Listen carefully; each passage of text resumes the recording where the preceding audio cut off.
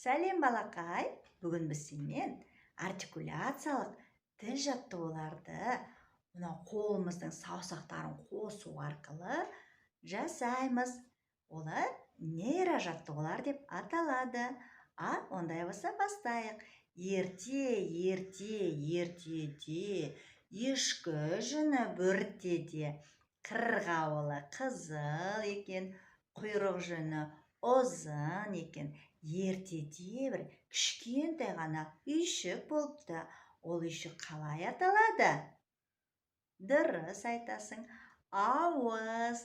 Ол ауызда кішкентай ғана тіл өмір сүріпті. Тіл ерте тұрып, қол достарын қонаққа шақырады. Кел екеуміз бірге ойнайық дейді.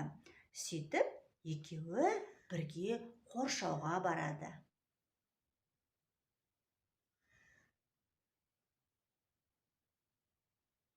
Содан кейін үйіне кіріп, кесеге шай құяды.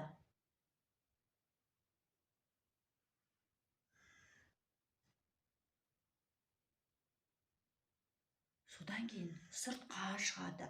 Сыртқа шықса, сыртта бақа мен пілді көреді.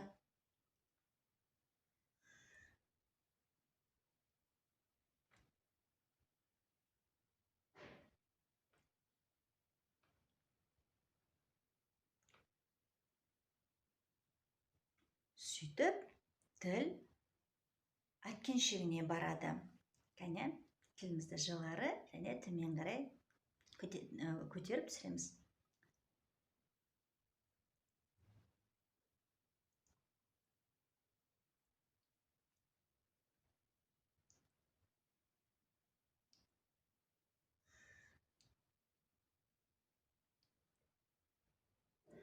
Әткеншек теуіп отырса, әткеншектің қасынан кішкентай саңырауқұлақ тауып алады.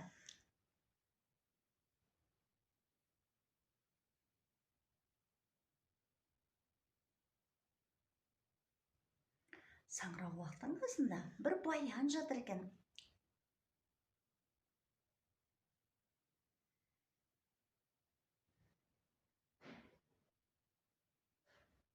Содан кейін ол есіктің алдында тұратын, өзінің жақсы көретін атына шаба жөнеледі.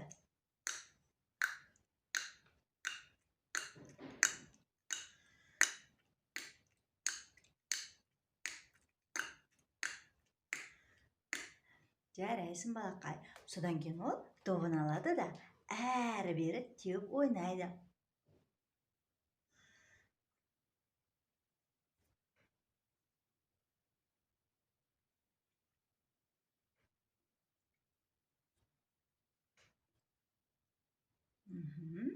Жарайсың. Содан кейін ол сағатына қараса, кеш болып кетіпті.